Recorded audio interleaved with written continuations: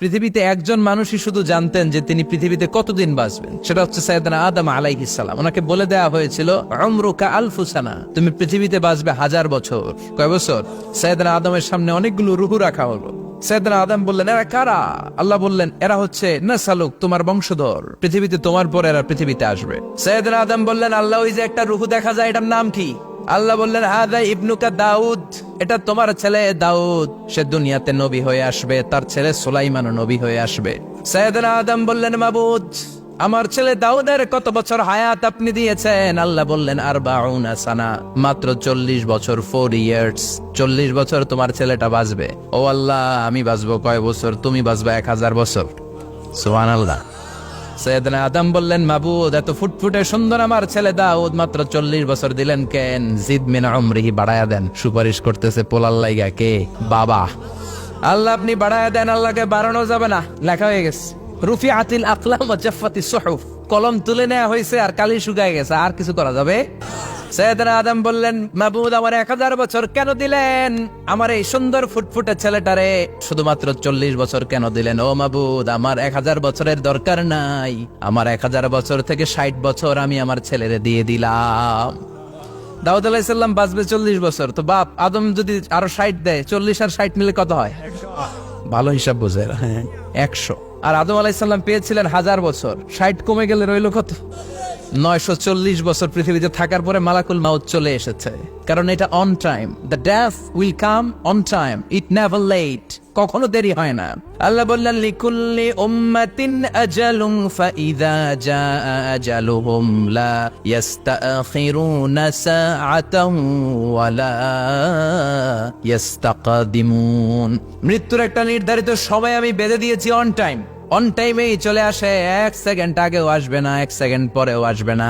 940 বছর বয়সে মালাকুল মাউত এসে হাজির, এসে বলল, জিতু আন আকবাদা রূহাক, রূহ কবজ করতে আসছি। আদম আলাইহিস সালাম বললেন, রূহ কবজ করতে আসছো মানে? আমি বাঁচবো তো 1000 বছর। কয় বছর? মালাকুল মাউত বললেন, না না, ওই যে আগের কথা স্মরণ করেন, আপনি 60 বছর দিয়া দিছিলেন। কয় না, আমি দেই নাই, আমি আরো বাঁচুম, আরো 60 বছর পাওনা আছি, আমি দেই নাই। মালাকুল মাউত বললেন, আপনি দিয়েছেন? আদম বলে, দেই নাই। মালাকুল মাউত বলে, আল্লাহ ঘটনা দেখেন, দিয়া কয় দেই নাই। আল্লাহ কয়, থাক, কথা কইস না, আয়া পর। নাসিয়া আদম ফানাসিয়া বানু, ভুলে গেছেন উনি। আমরা ভুলে যাই, আমরা খেয়ে বলছি খাই নাই, নিছিলাম পকেটে, কয় নেই নাই। এরকম ডাকাইত আছে না নাই? নাসিয়া আদম ফানাসিয়া বানু, বিশ্বনবী বললেন, আদম ভুলেছে তো তার সন্তানরাও ভুলে যায়। জাহাদা আদম ফাজাহাদা যুররিয়াতু, আদম অস্বীকার করেছে, তার সন্তানরাও অস্বীকার করে। সেদিন থেকে আল কিতাব ওয়া শুহুদ, মানে লিখে রাখার সিস্টেম আর সাক্ষীর সিস্টেম চালু হয়েছে। সুবহানাল্লাহ পড়েন।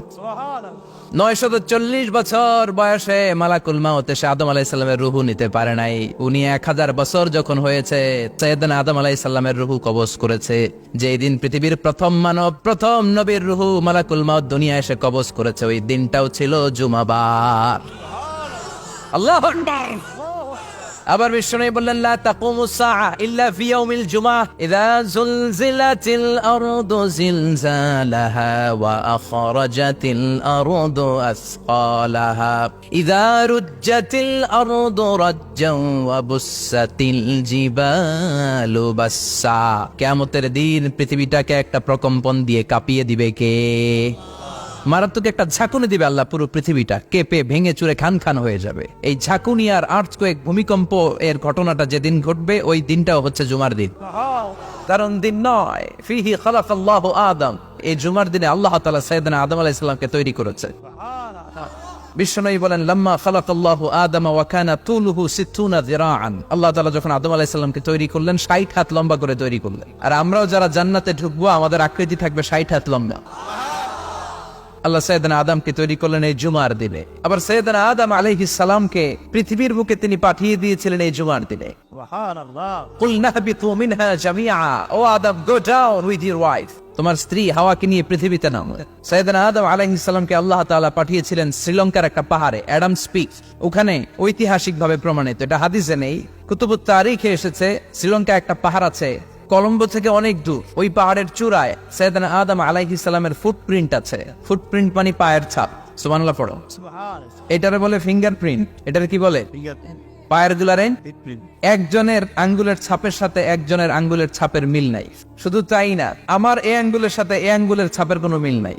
আয়াহসাবুল ইনসানু আল্লান নাজমা ইযামা বালা কাদিরিনা আলা আন নুসাউইয়া বানানা। আল্লাহ বলেন, গোলাম তুমি মনে করেছো তোমার হাড্ডি গুড্ডি পচে যাবে, তোমাকে আমি একত্রিত করে আবার বানাতে পারবো না?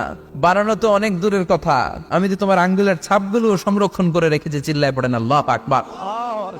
1880 সালে স্যার ফ্রান্সিস গাল্টন নামে একজন বিজ্ঞানী, তিনি আবিষ্কার করেছেন যে আমাদের আঙ্গুলের ছাপগুলো আলাদা, ফিঙ্গারপ্রিন্ট আলাদা। এই 10টা আঙ্গুলের একটার সাথে আরেকটার কোনো মিল নাই। এই পৃথিবীতে যদি 600 কোটি মানুষ হয় তাহলে 6000 কোটি আঙ্গুল, একটা আঙ্গুলের সাথে আরেকটা আঙ্গুলের ছাপের মিল আছে? যারা সিগনেচার দিতে পারে না এরা কি দেয়? টিপসই দেয়। সুবহানাল্লাহ। কি ম্যাজিক আল্লাহ আঙ্গুলে রেখে দিয়েছে, একটা আঙ্গুলের ছাপের সাথে আরেকটা আঙ্গুলের ছাপের মিল নাই। এখন এই বায়োমেট্রিক অথেন্টিকেশনের জন্য অনেক জায়গায় দিতে হয়। ইমিগ্রেশন পাস করবেন, গিভ ইউর ফিঙ্গারপ্রিন্ট।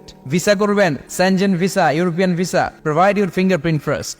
কানাডান এম্বাসিতে গিয়েছিলাম, সব আঙ্গুলের আলাদা আলাদা ফিঙ্গারপ্রিন্ট রেখেছে। এখন এটা অথেন্টিকেশনের জন্য সিকিউরিটি পারপাস খুব গুরুত্বপূর্ণ, কিন্তু 1500 বছর আগে, 1880 মানে কি 200 বছর তো না, 200 বছর আগে বিজ্ঞানীরা আবিষ্কার করলো। 1500 বছর আগে সূরাতুল কিয়ামার ভিতরে ফিঙ্গারপ্রিন্টের কথা বলেছে কে? আর পায়েরটারে বলে ফুটপ্রিন্ট। এটা প্রাণীদের ক্ষেত্রে প্রযোজ্য, কারণ প্রাণীদের আঙ্গুল নাই, আছে? ওদের আছে পা। বাঘের কয় পা? 4 পা। বাঘের হাত কয়টা? হাত নাই, ওদের পা, ফলে ওদের ফুটপ্রিন্ট লাগে। সুন্দরবনে কয়টা বাঘ আছে এটার একটা হিসাব আছে। কি করে বলে, কেমন করে হিসাব করে? বাঘের কাছে যে গুনে, চেহারা তো একরকম, একটারে 3 বার গুণ। কথা গণ কিভাবে গণে তাহলে? বাঘসুমারি হয় কিভাবে? ফুটপ্রিন্ট, পায়ের ছাপ। একটা বাঘের পায়ের ছাপের সাথে আরেকটা বাঘের পায়ের ছাপের কোনো মিল নাই। আবার কাবা ঘরের পাশে একটা ছোট্ট জায়গা আছে, এই জায়গার মধ্যে রব্বুল আলামিন সব নবীদের পিতা সাইয়েদনা ইব্রাহিম আলাইহিস সালামের ফুটপ্রিন্ট রেখে দিয়েছেন।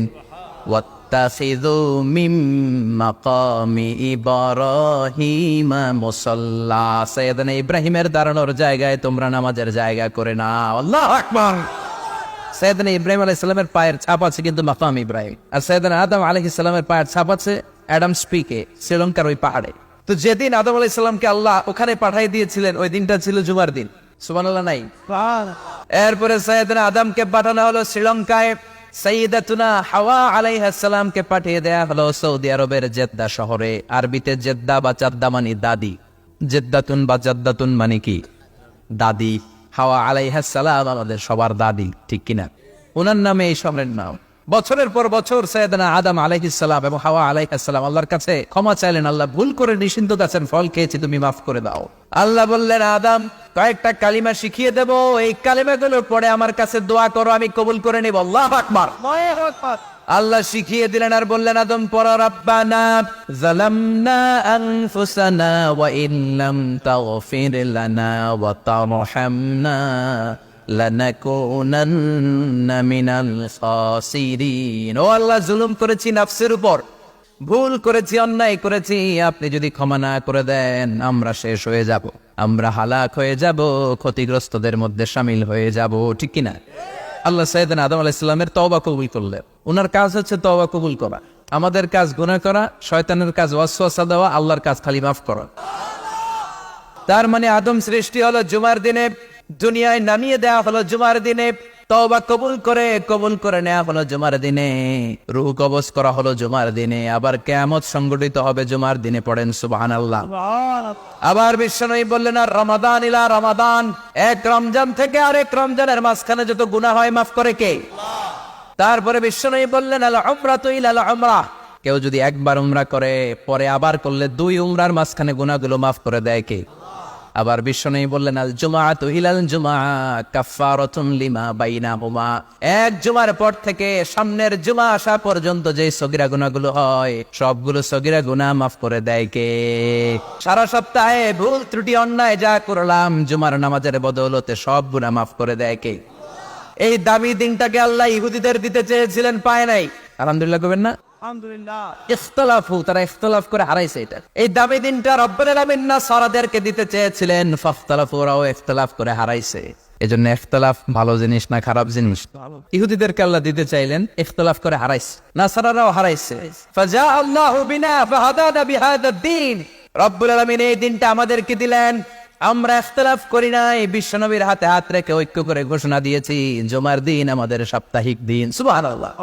বিশ্বনবী বলেন ফাগাদান লিল ইয়াহুদ, সাপ্তাহিক আনন্দের দিন ইহুদিদের জন্য হচ্ছে শনিবার, ইয়াউমুস সাbt, ওয়া বা'দা গাদ লিন নাসারা, আর খ্রিস্টানদের জন্য হচ্ছে রবিবার, আর আমাদের জন্য হচ্ছে শুক্রবার। চিল্লায় পড়েন আল্লাহু আকবার। তার মানে জুমার দিন, জুমাবারের মর্যাদা বেশি না কম? চিল্লায় বলেন বেশি না কম? জুমার দিন সকালবেলা ফজরের নামাজের পর থেকে ফেরেশতারা যতগুলো মসজিদে জুমা অনুষ্ঠিত হয় ওই মসজিদে ঢোকার প্রতিটা দরজার মধ্যে দাঁড়িয়ে থাকে। কারা কারা আগে আগে জুমার নামাজ পড়ার জন্য মসজিদে যায়, প্রত্যেকের নামগুলো একটা জান্নাতের রেজিস্ট্রি খাতার মধ্যে তুলে নেয়। এই নামগুলো স্পেশালি আল্লাহর কাছে পাঠানোর জন্য। ডানে বাঁয়ে সামনে পেছনে যতগুলো দরজা, প্রতিটা দরজায় ফেরেশতারা বসে থাকে। কে আগে আসলো নাম তুলে দেয়। তুলতে তুলতে তুলতে তুলতে খতিব সাহেব যখন খুতবা দেওয়ার জন্য মিম্বারে যেয়ে বসে যায়, ফেরেশতারা তাদের খাতা বন্ধ করে তারাও খতিব সাহেবের সামনে জুমার খুতবা শোনার জন্য বসে যায়। পড়েন সুবহানাল্লাহ। প্রথম জুমার দিন জুমার মসজিদে যে ঢুকবে, বিশ্বনবী বললেন আল্লাহর রাস্তায় একটা উট কুরবানি দিলে যেই সওয়াব, এই সওয়াব আল্লাহ আমলনামায় দিয়ে দেয়। দ্বিতীয় পর্যায়ে যে ঢুকে, বিশ্বনবী বললেন বাকারা, গরু কুরবানির সওয়াব পায়। 3 নম্বরে যে ঢুকবে, বিশ্বনবী বললেন কাবশা, হাদিসের ভাষায় এসেছে আল কাবাস, কাবাস মানে হলো বকরি, বকরি কুরবানির সওয়াব। 4 নম্বরে যে ঢুকবে তার হচ্ছে দাজাজা, দাজাজা মানে মুরগি। 5 নম্বরে যে ঢুকবে, বিশ্বনবী বললেন বাইদা, নোয়াখালীরা কয় বয়দা, আমরা কই আন্ডা, কুমিল্লায় কই ডিম। আছে না নাই? এক দেশের কত ভাষা, এক দেশের গালি আরেক দেশের বলি। আমরা বলি ছেলে, কুষ্টিয়ায় বলে পুত্র, আরেক জায়গায় গেলে বলে হুত, আরেক জায়গায় গেলে বলে ফোয়া। আছে না নাই? এক এলাকায় বলে বেটা ছেলে, ছেলেদেরকে বেটা ছেলে, মরদ ফোয়া, মরদ ফোয়া হইতে না, মরদ ফোয়া হবে। আহা, কি ভাষার বৈশিষ্ট্য। তো যেটাতে আমরা বলি ডিম, কোথাও বলে আন্ডা, কোথাও বলে বয়দা। তো এই বয়দা আল্লাহর রাস্তায় দান করে দিলে যেই সওয়াব, পঞ্চম ব্যক্তি ওই সওয়াব পাবে। এই 5 জনের পরে আর লেখালেখি নাই, বাকিদেরটা নরমাল এন্ট্রি করে সব ফেরেশতারা খুতবা শোনার জন্য বসে যায়। সুবহানাল্লাহ। তো জুমার দিনে আগে আগে যাবেন তো?